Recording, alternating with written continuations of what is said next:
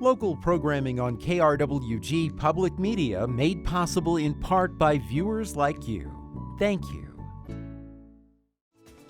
This is KRWG Public Media, TV, radio, online. News that matters. Now, across the Mesilla Valley and the borderland, the stories that shape our community. From the KRWG Broadcast Center at New Mexico State University, this is Newsmakers. Up front this week, New Mexico has struggled to recover from the Great Recession at the end of the last decade, and starting the 2020s has been even more difficult with a pandemic and higher than average unemployment, even as the recovery begins. Now New Mexico State University is starting a new center to help. Here's KRWG public media scholar Sarah Rodriguez. New Mexico State University is launching the Center for Border Economic Development, also known as CBED.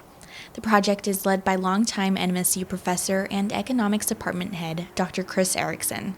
Erickson describes the center's focus. Institution within NMSU is being set up to help with economic development on the border. And what we're doing is we are seeking to identify problems that are impeding economic development, and then we're attempting to identify resources that can be brought to bear on those issues. Erickson says that the goal of the CBED is to bring economic efficiency and prosperity to southern New Mexico's border region. We're looking at this issue about transportation. We're looking at the issues of COVID.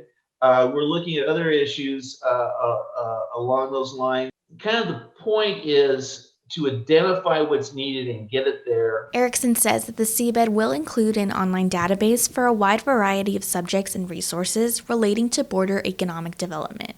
We plan on also developing a data webpage that people can access and find data about the border easily.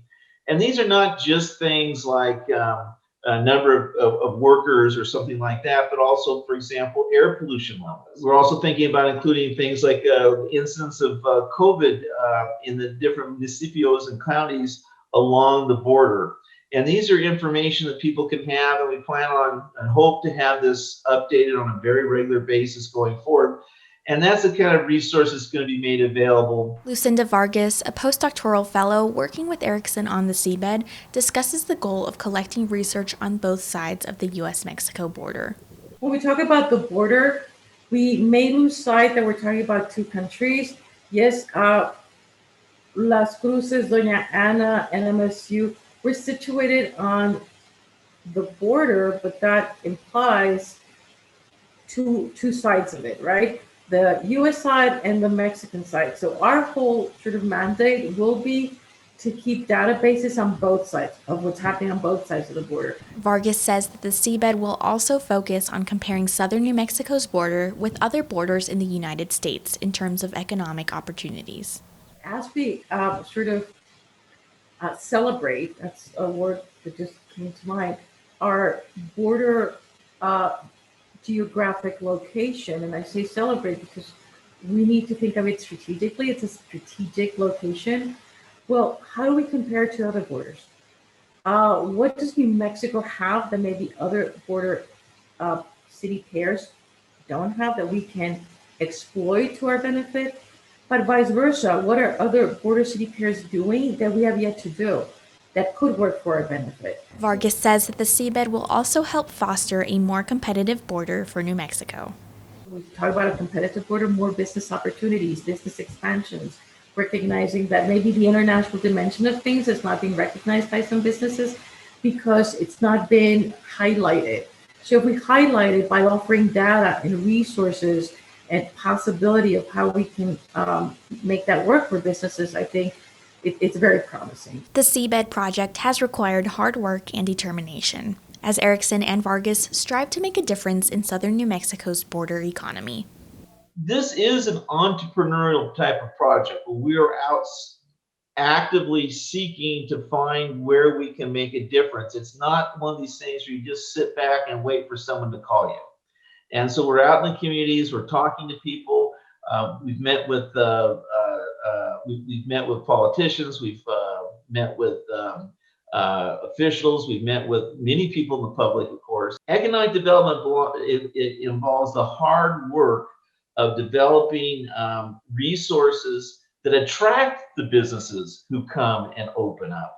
And so that means infrastructure. That means education. It takes vision, because these are not projects that are packaged very easily. You're talking about really being creative on how we can come up with a solution, but we think it needs to be addressed. The Center for Border Economic Development will continue to be developed through NMSU. For KRWG Public Media, I'm Sarah Rodriguez. And Dr. Chris Erickson of New Mexico State University joins me now to talk more about the economy here and across the nation. Chris, we started the show with some hopeful news about the economic development work being done at NMSU by you and others. And we just got some numbers that show how important this work is. The census shows New Mexico was one of the slowest growing states in the nation, population growth of less than 3% over the 10-year period of 2010 to 2020, compared to more than 7% nationally, over 15% in neighboring Texas. What are the implications of this? Well, this has tremendous indications for New Mexico and for the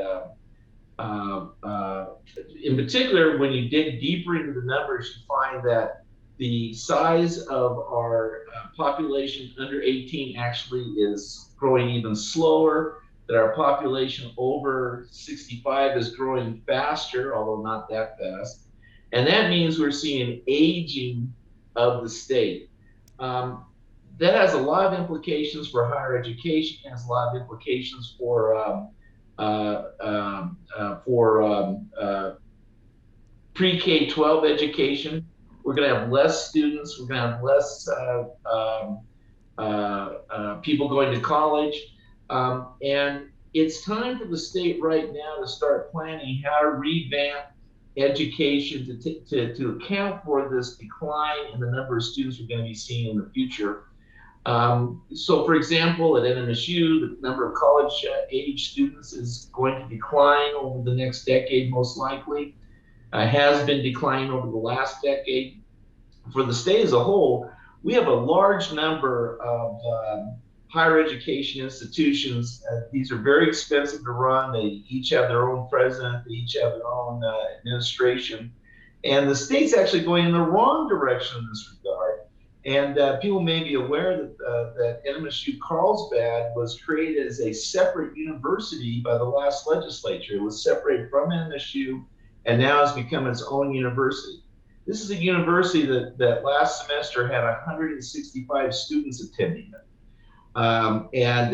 It makes no sense that the state is going in that direction. It should be going in the opposite direction. The problems for higher education are pretty substantial. The problems for pre-K-12 education are even more fundamental. We're going to need less teachers, less schoolrooms, less school buildings, and of course that'll mean less cost. But it also means that we're going to have to take some pretty drastic action to configure our educational system. Such an important thing to talk about, though, because changes like this, consolidations, for instance, take a lot of time and a lot of planning, negotiation, but they can have an enormous impact. You look at certain states like Tennessee that has a very low tax for the state tax burden on residents. And part of the secret of that is consolidation. You have counties or municipalities that get together, and rather than having this huge number of local municipalities, you consolidate and you save money. And you're talking about this in terms of higher education.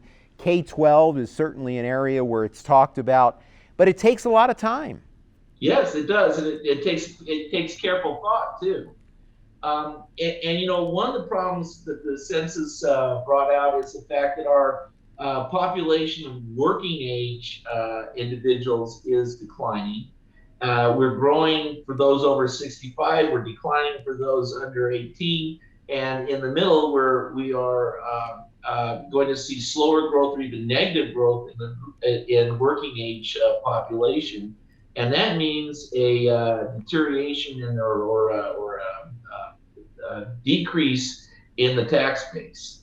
And we need to take that into account as we decide how to reorganize our state. Okay, well, speaking of fiscal health, tell me your thoughts on the American Rescue Plan and its ability to help New Mexico and the nation really recover.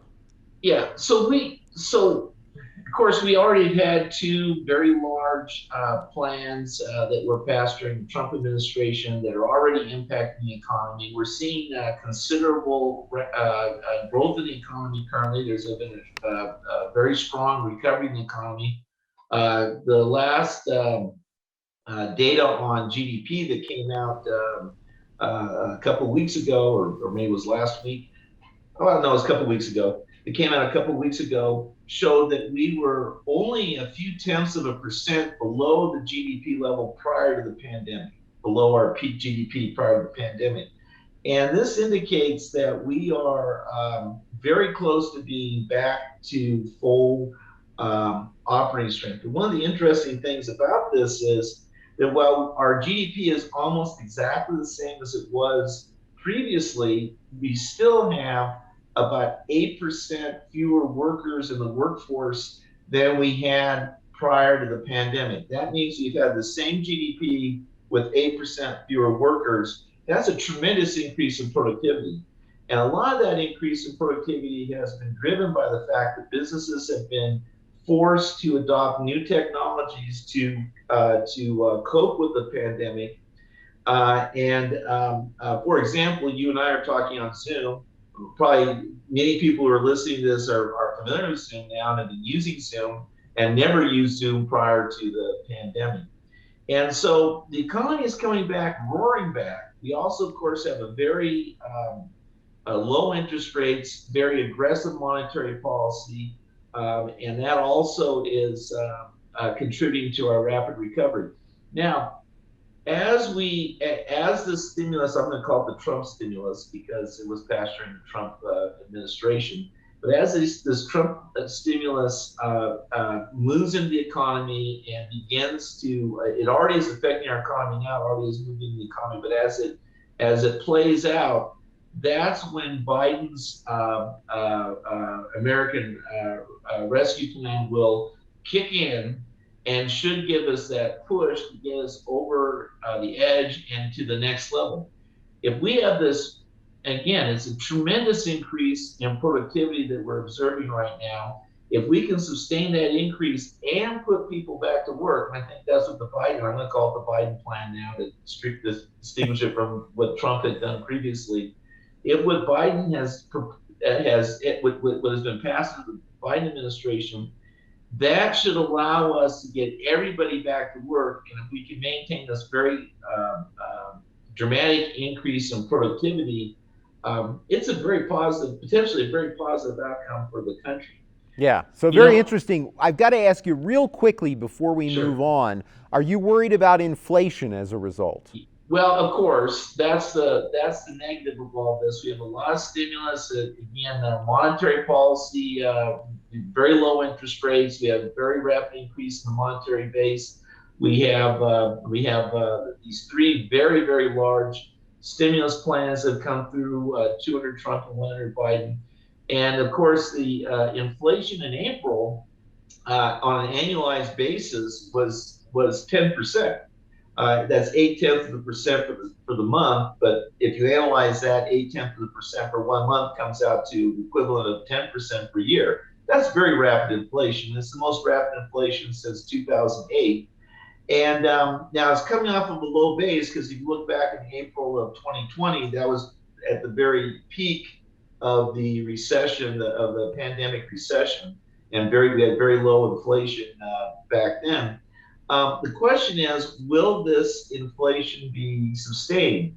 And probably not. We've got a long time of very low inflation, and I anticipate that continuing into the future. That's So the good Federal news. Reserve, Really good news to hear that, yeah, and that your perspective on that, because more money is going to be pumped into the economy, more money, a yes, lot more money. There is a nice chunk of state and local aid in the Biden plan, $350 billion, right. but it has to be spent by the end of 2024. Some states looking at really targeted things like shoring up unemployment benefits. Others are looking at long-term priorities needed even before the pandemic, like infrastructure. Your thoughts on this?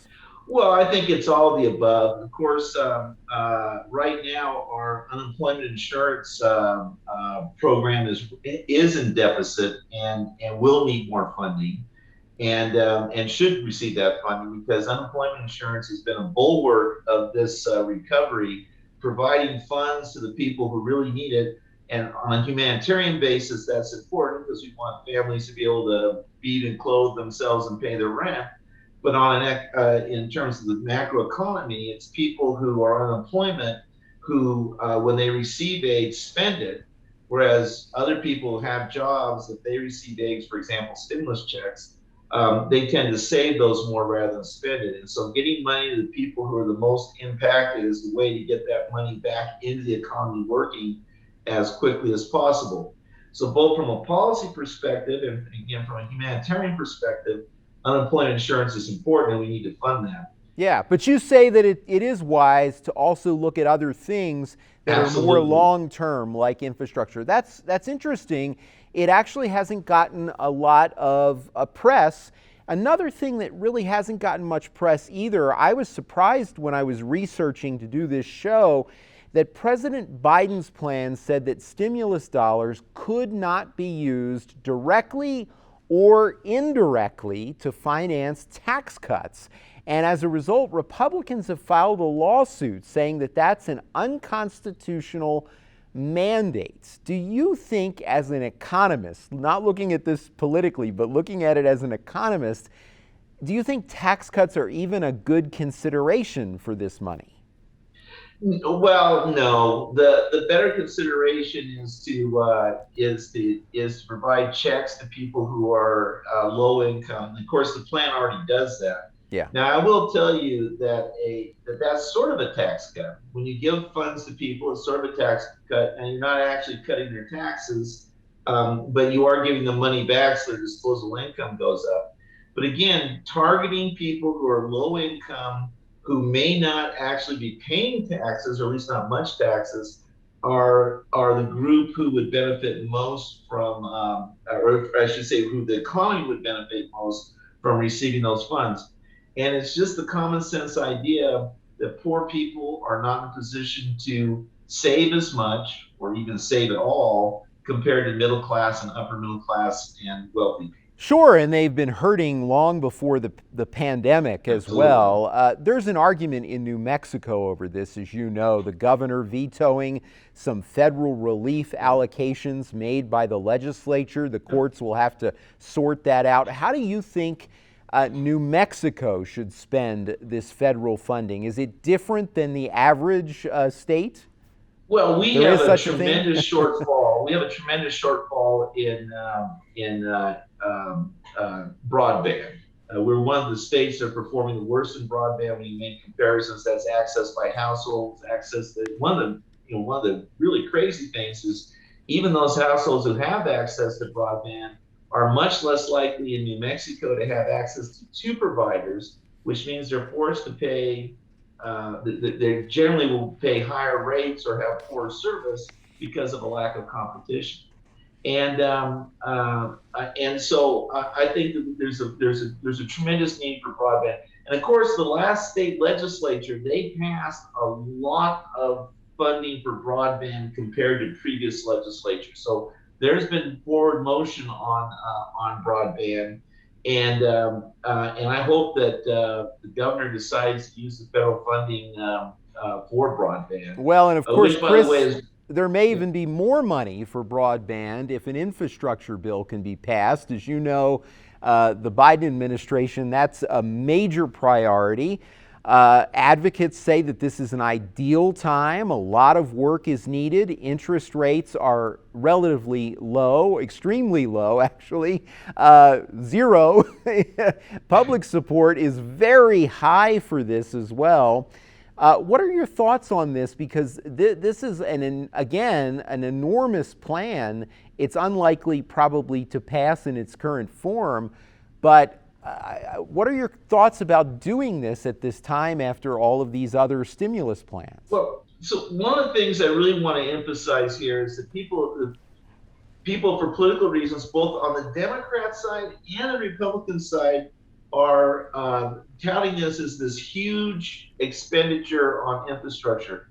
When you work it out over 10 years, and remember this infrastructure bill we're talking about is over 10 years of spending, it's not really that large an increase in infrastructure spending. In fact, there are many analysts, and by many analysts I mean me, who think that it should be larger. Yeah. It should be larger, not Yeah, well, smaller. I guess, this is interesting, and context is really important. We don't get that in the 10-second sound bites. I was thinking about it in those terms too, that, the plan is about $2 trillion, and we spend that on defense in a couple of years. In 3 years, we spend more than that. So, well, Chris, Republicans are balking at the idea of tax hikes to pay for the plan. President Biden says, the rich need to pay their share, and the corporate tax hike under his plan would still mean that the corporate tax rate would be lower than before the Trump tax cuts,